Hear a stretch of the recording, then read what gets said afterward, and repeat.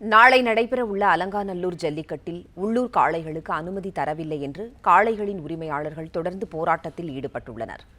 கூடுதல் தகவல்களை செய்தியாளர் சரவணகுமாரிடம் கேட்கலாம். சரவணகுமார், வணக்கம்.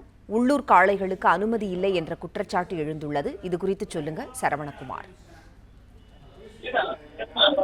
அலங்காநல்லூர் ஜல்லிக்கட்டு போட்டி நாளை காலை 7 மணிக்கு தொடங்க இருக்கக்கூடிய நிலையில வாடிவாசல் அருகே அமர்ந்து உள்ளூர் வாசிகள் தற்பொழுது போராட்டத்தில் ஈடுபட்டிருக்கிறார்கள். அந்த போராட்டம் இன்னும் வலுப்பெற்றிருக்கிறது.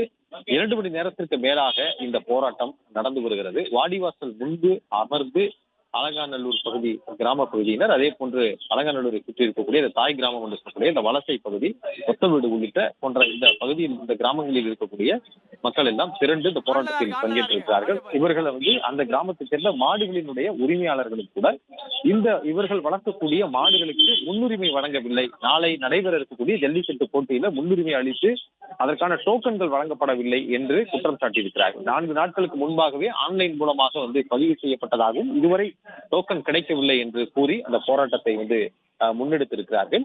குடும்பம் சகிதமாக அமர்ந்து இந்த போராட்டம் நடத்தப்படுகிறது. நாளை நடைபெறக்கூடிய போட்டிக்கு பல்வேறு ஏற்பாடுகள் செய்யப்பட்டு பரிசு பொருட்கள் எல்லாமே கொண்டு நிரப்பி அந்த மேடையிலே வைக்கப்பட்டிருக்கிறது.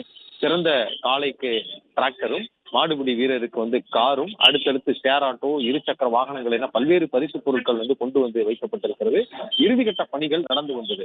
இறுதிக்கட்ட பணிகள் என்றால் களமாடுவதற்கு வீரர்கள், காளைகள் களமாடுவதற்கு ஏதுவாக அங்கே தேங்காய் நார்களை கொண்டு நிரப்பி அந்த பணிகளை செப்பனிடக்கூடிய அந்த பணி என்பது நடந்து வந்த பொழுதுதான் திடீரென இந்த போராட்டம் தொடர்ந்தது. இந்த போராட்டத்தின் தொடர்ச்சியாக இந்த போராட்டம் 2 மணி நேரமாக இன்னும் வலுப்பெற்று இருக்கிறது. பல்வேறு அதே கிராமத்தைச் சேர்ந்த பல்வேறு பகுதியில் இருக்கக்கூடியவர்களும் இந்த போராட்டத்தில் பங்கேற்றிருக்கிறார்கள். அவர்கள் சொல்லக்கூடியது, கடந்த சில வருடங்களாகவே இந்த ஜல்லிக்கட்டு விழா என்பது கிராம பகுதியினர், இந்த கிராமத்தை சேர்ந்தவர்கள் நடத்தினார்கள். இந்த கிராமத்தை சேர்ந்த மாடுகளுக்கு தான் முன்னுரிமை அளிக்கப்படும். ஆனால் இது மெல்ல மெல்ல இந்த கிராமத்தை சேர்ந்தவர்களிடமிருந்து கை நழுவி சென்று அரசியல்வாதிகள் மற்றும் அதிகாரிகளுடைய கைக்கு சென்றதாகவும், அவர்கள் எடுக்கக்கூடிய முடிவின்படி பெரும்பாலான காளைகள் வெளியூர் காளைகளுக்கு இங்கு முன்னுரிமை அளிக்கப்படுகிறது. ஆனால் உள்ளூரில் காளைகள் இருக்கும் பொழுது அந்த காளைகளை புறக்கணித்து விட்டு வெளியூர் காளைகளுக்கு முன்னுரிமை அளிக்கப்படுகிறது என்று அவர்கள் குற்றம் சாட்டுகின்றார்கள். இப்படி பல மாடுகள் உள்ளூரில் இருக்கக்கூடிய மாடுகளே இருக்கும் பொழுது இந்த மாடுகளை களமிறக்காமல் இங்கு இருக்கக்கூடிய இந்த காளைகளை, அலங்காநல்லூர் காளைகளை வளர்ப்பவர்கள் எந்த ஒரு ஜல்லிக்கட்டில் சென்று காளைகளை களமிறக்குவது என்ற கேள்வியும் அவர்கள் முன்வைத்து இந்த போராட்டத்தை முன்னெடுத்திருக்கிறார்கள்.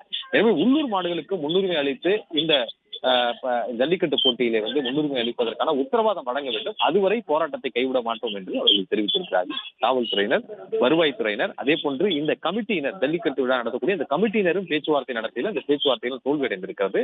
இதனை அடுத்த கட்ட பேச்சுவார்த்தை குறித்து அதிகாரிகள் தரப்பில் ஆலோசிக்கப்படுகிறது. இவர்களுக்கு என்ன உத்தரவாதம் கொடுப்பது, எவ்வளவு மாடுகள் உள்ளூர் மாடுகள் இருக்கிறது, எவ்வளவு மாடுகளுக்கு டோக்கன் வழங்கப்பட்டிருக்கிறது, இன்னும் எத்தனை மாடுகளுக்கு டோக்கன் வழங்க வேண்டியிருக்கும், ஏன் இவர்களுக்கு இன்னும் டோக்கன் சேரவில்லை என்ற பல்வேறு கேள்விகளுக்கு, அதிகாரிகள் கேட்ட கேள்விகளுக்கு இங்க இருக்கக்கூடிய இந்த பகுதி காவல்துறையினர், வருவாய்த்துறையினர் இது குறித்து ஆலோசித்து வருகிறார்கள். அடுத்த கட்ட பேச்சுவார்த்தை இந்த போராட்டத்தின் குழுவினரோடு நடத்தி அதற்கு பிறகு இந்த போராட்டத்தை கைவிட வைத்து சுமூகமான ஒரு தீர்வு எட்டுவதற்கான நடவடிக்கையில் ஈடுபட்டிருக்கிறார்கள். நாளை காலை 7 மணிக்கு துணை முதலமைச்சர் உதயநிதி ஸ்டாலின் இந்த போட்டியை தொடங்கி வைக்க இருக்கக்கூடிய நிலையில விழா மேடை அமைக்கக்கூடிய பணி மற்றும் பல்வேறு ஏற்பாடுகள், பரிசு பொருட்களை கொண்டு நிரப்பி வைத்திருக்கக்கூடிய பணி, பார்வையாளர்கள் மேடம் அமைக்கக்கூடிய பணி என அனைத்து பணிகளுமே நிறைவு பெற்றிருக்கிறது.